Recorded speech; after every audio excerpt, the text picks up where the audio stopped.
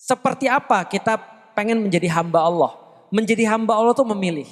Dan satu-satunya cara yang Allah sediakan untuk menjadi hamba Allah adalah dengan akal, dengan berpikir. Maka coba lihat di dalam Al-Quran, ratusan kali Allah nyuruh kita berpikir supaya kita bisa untuk jadi hamba Allah. Maka Allah melarang segala sesuatu aktivitas yang merusak akal. Seperti khomer, lalu kemudian seperti apa? Pornografi, seperti apa lagi? Segala macam yang merusak akal itu Allah nggak boleh. Karena akal itu adalah satu-satunya jalan menuju hamba Allah. Menjadi hamba Allah itu perlu mikir.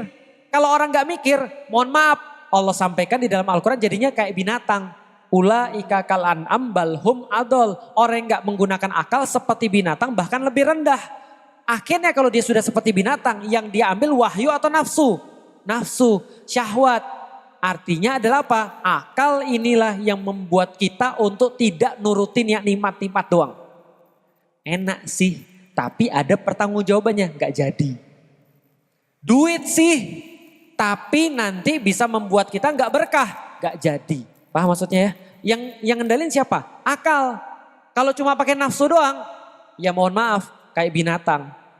Kucing tiba musim kawin, ya kawin. Dia nggak lihat lagi tuh, itu maknya, atau itu adalah saudaranya, atau itu adalah anaknya. Dia nggak lihat, atau bininya orang. Nggak dilihat. Itu kucing di perumahanku itu incest tuh. Serius. Jadi bingung itu anaknya atau cucunya. Karena emaknya udah melahirkan, anaknya udah gede, sama emaknya lagi. Serius.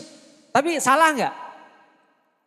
Karena kucing nggak punya akal. Ada nggak sih indikasi kalau kita sudah menjadi hamba Allah? Banyak. Makanya di dalam Al-Quran kita belajar. Orang yang sudah menjadi hamba Allah, misal dia takut hanya pada Allah. Makanya di dalam Al-Quran misalnya ya, Allah sampaikan. Orang-orang beriman ketika datang ancaman-ancaman kepada dia. Karena dia mempertahankan agamanya. Apa yang dia katakan? Hasbunallah wa ni'mal wakil. Misalnya itu yang dia katakan. Apalagi ketika dia beriman Allah sampaikan. Maka ketika dia diuji dengan sesuatu. Dia mengatakan bahwasanya dia hanya takut kepada Allah. Maka ciri-ciri itu banyak sekali. Ciri-ciri yang misalnya yang penting. Takutnya hanya pada Allah. Itu ciri-ciri yang penting. Berharapnya hanya kepada Allah. Merasa bodoh, merasa munafik, merasa kita tuh salah. Lalu kemudian kita humble, rendah hati. Ada banyak banget sifat-sifat orang-orang yang mereka itu menjadi hamba Allah. Yang jelas sifat-sifatnya jauh daripada sifat-sifat yang Allah sampaikan di dalam Al-Quran. Sombong, berjalan di muka bumi dengan petantang-petenteng. Lalu kemudian dia merendahkan orang lain. Mencaci maki dan seterusnya. Maka banyak sifat-sifat itu. Yang paling kentara ya takut sih. Makanya banyak sekali di dalam hadis dan juga Quran. Orang takut itu langsung dapat ganjaran instan daripada Allah.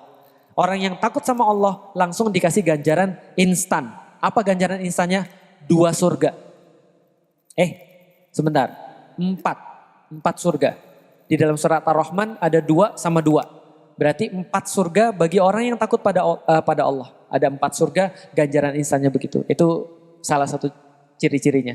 Nah kalau orang sudah takut sama Allah, ya dia terbebas daripada manusia kan. Nah itulah namanya merdeka yang sesungguhnya.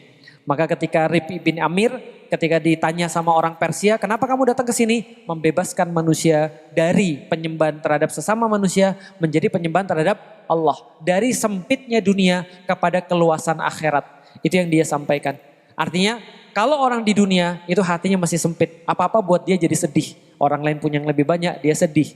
Orang lain punya yang lebih bagus, dia sedih. Orang lain misalnya nggak punya, dia jadi seneng. Lucu kan? Itu membuat dunia jadi sempit. Banyak musuh. Tapi kalau dia sudah orientasinya akhirat, dunia jadi luas bagi dia. Jadi kira-kira gitu. Itu tanda-tandanya. Ahlan wa sahlan.